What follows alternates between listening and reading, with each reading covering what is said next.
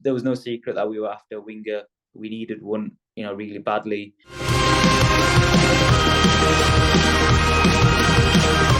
Some comfort, I stress this being some comfort in the sense that we are playing some good football in patches, and the form we showed earlier on in Unai's tenure was amazing. We've only lost, I think, 3 games under him. The thing for me that I look at Emery and you can see he's hurting, he's so frustrated, he's come out saying he's embarrassed. This is only like good signs for us. People need to remember it's still early days, and implementing a style of football like this, it takes time. And for some managers it does happen quicker, but you have to just look at the best, like Pep Guardiola. That first season at Man City, it wasn't all that, but the one thing he didn't do was change. He's just stuck by his principles, and if he says, if I change, there's no point.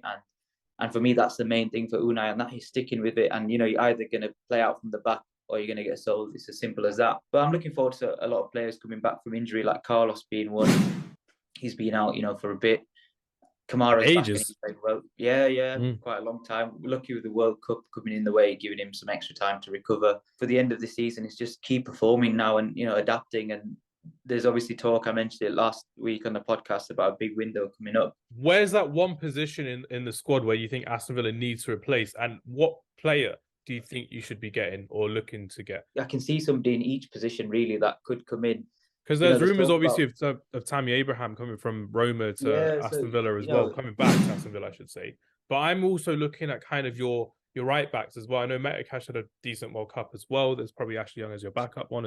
That's kind of what I think. I think obviously Tammy Abraham would be a great sign if you got him back. In the day and age of Premier League football, fullbacks are more important than some of their wingers as well because of the way people play. I'll highlight a few and then I'll go with my choice. So in terms of bringing another, there's talk about bringing another defender in, because Emery likes to play with 3 centre-backs. So one centre-back becomes a right-back.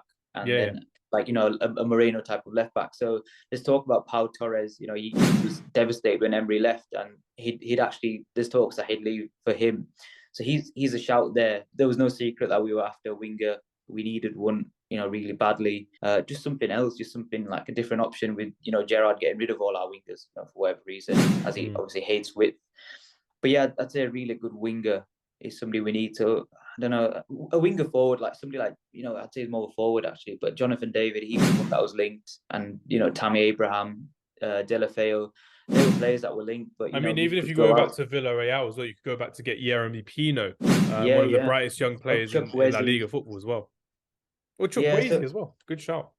And there was a few other names from La Liga I can't even remember. There's a South Korean player, I'm sure. I think he's on loan from Valencia. There's obviously going to be people, and the thing is, like, I'm open. Like, it doesn't have to be a big name. Like you've seen with Emery, like, can bring players in and transform them completely. Like, Juan Foyt, somebody that at Spurs wasn't all that, and new lease of life out there.